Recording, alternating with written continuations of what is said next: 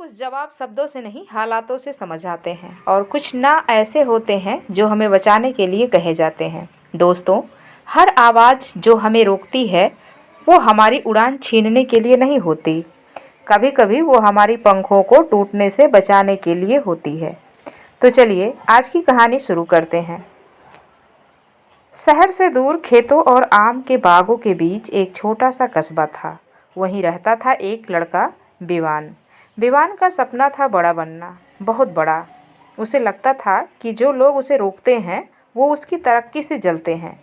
विवान पढ़ाई में तेज था, लेकिन थोड़ा अधीर भी था। उसे सब कुछ जल्दी चाहिए था, सफलता भी, नाम भी, पहचान भी। एक दिन उसके दोस्त ने उसे एक ऑफ़र बताया। शहर में एक आदमी है जो कहता है कि वह जल्दी पैसे कमाने का रास्ता जानता है, बस थोड़ा रिस्क लेना पड़ेगा। विवान की आंखें चमक उठी। उसी शाम उसने अपने पापा से कहा, मैं शहर जा रहा हूँ, बड़ा मौका है।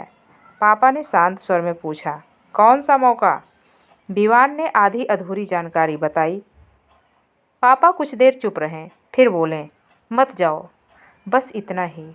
ना कोई लंबा भाषण, ना कोई डांट, सिर्फ एक शब्द, मत जाओ।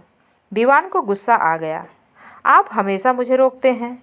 आपको लगता है कि मैं कुछ कर ही नहीं सकता। आप चाहते ही नहीं हैं कि मैं आगे बढ़ूं। पापा ने बस इतना कहा, हर चमक सोना नहीं होता बेटा। कुछ रास्ते जल्दी ऊपर ले जाते हैं, दिखते हैं, पर नीचे गिरा भी देते हैं। लेकिन विवान नहीं माना। उसे लगा पापा पुराने ख्यालों के हैं, डरते हैं, समझते नहीं। वह चुपचाप अगले दिन शहर चला गया। शहर पहुंचकर वह उस आदमी से मिला। शुरुआत में सब अच्छा लगा, बड़े बड़े वादे, तेज कमाई, कम मेहनत। विवान ने अपनी जमा पूंजी भी लगा दी, यहाँ तक कि कुछ पैसे उधार भी ले लिए। पहले हफ्ते सब ठीक ठाक लगा, फिर एक दिन ऑफिस बंद मिला। विवान ने फ़ोन भी किया, लेकिन फ़ोन बंद था। ऑफिस में काम करने वाले सभी लोग गायब। विवान के पैरों तले ज़मीन खिसक गई। उसे समझ आया वह ठगा जा चुका है। उसके सपने ही नहीं, उसका भरोसा भी टूट गया है। विवान अब अपने फैसले पर पछतावा कर रहा था। उसे कुछ भी समझ में नहीं आ रहा था। वह भारी कदमों से घर लौटा। दरवाजे पर पापा मिले। विवान की आंखें झुकी हुई थी, आवाज़ कांप रही थी, पापा आप सही थे।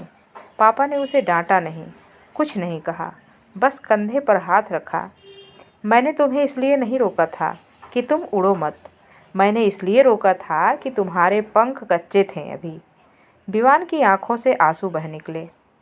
उसे पहली बार समझ में आया कि पापा की ना में डर नहीं था, तजुर्बा था, प्यार था, सुरक्षा थी।